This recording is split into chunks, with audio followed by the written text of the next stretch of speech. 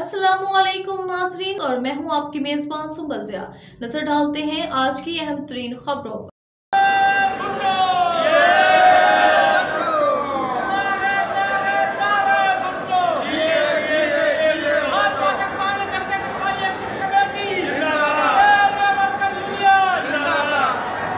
जिंदगी भर peoples party के जीए भुट्टो का नारा लगाने वाले सुईगेज कंपनी से निकाले जाने वाले यासीन अलमानी अपनी और अपने मेहनतकशों की फरियाद और शिकायत रोटी कपड़ा मकान देने वाले जुल्फ़िकार अली भुट्टो और शहीद बेनज़ीर भुट्टो के मज़ार पर गड़ी खुदा बख्श पहुँच गए और बिलावल भुट्टो जरदारी की शिकायत करते हुए इन्होंने बताया, जो मुलाजमीन हैं, आज हमने सोचा 8 जनवरी है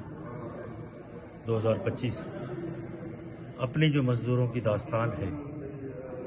हमने वो कायदे अवाम जुल्फ़िकार अली भुट्टो साहब को भी दास्तान सुनाई है, जिस तरह उनका शुरू से मंशूर था रोटी कपड़ा और मकान। तो आज जिस तरह जो पीपल्स पार्टी के हिसाब से मज़दूरों के साथ हो रहा है, तो हमने अपनी शिकायत कम से कम अपने जुल्फ़िकार अली भुट्टो साहब की कायद के पास पहुंचाई है। तो यकीनन मुझे उम्मीद है कि अज़ाला होगा। अभी जाते हैं शहीद बेनज़ीर भुट्टो के पास। आइए।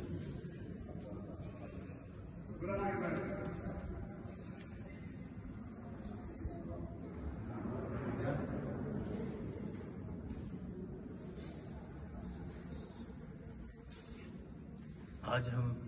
शहीद रानी के पास हैं और हम आज भी जो है ना यही मज़दूरों के हिसाब से मुतालबा करते हैं शहीद जुल्फ़िकार अली भुट्टो के पास मज़ार पे पहुंचकर और शहीद रानी के पास भी, कि जो मज़दूरों के साथ जो हक तलफी हो रही है, तो उसमें पीपल्स पार्टी अपना अहम किरदार अदा करेगी, क्योंकि हम इन शहीदों को देख रहे हैं। इसीलिए हम ये मुतालबा करते हैं ख़ास तौर पर पीपल्स पार्टी के चेयरमैन से बिलावल भुट्टो जरदारी साहब से, कि वो अपनी पार्टी के मंशूर को मद्देनज़र रखते हुए और अपने नाना जुल्फ़िकार अली भुट्टो को और बीबी शहीद की उसको दास्तान इसकी अपना उनके मंशूर को देखते हुए यकीनन हम मुतालबा करते हैं उनसे कि वो जल्द से जल्द जो मुतासरा मुलाजमीन का जो बीबी शहीद का मंशूर है, जो पार्टी का मंशूर है, उसके मुताबिक ज़रूर अज़ाला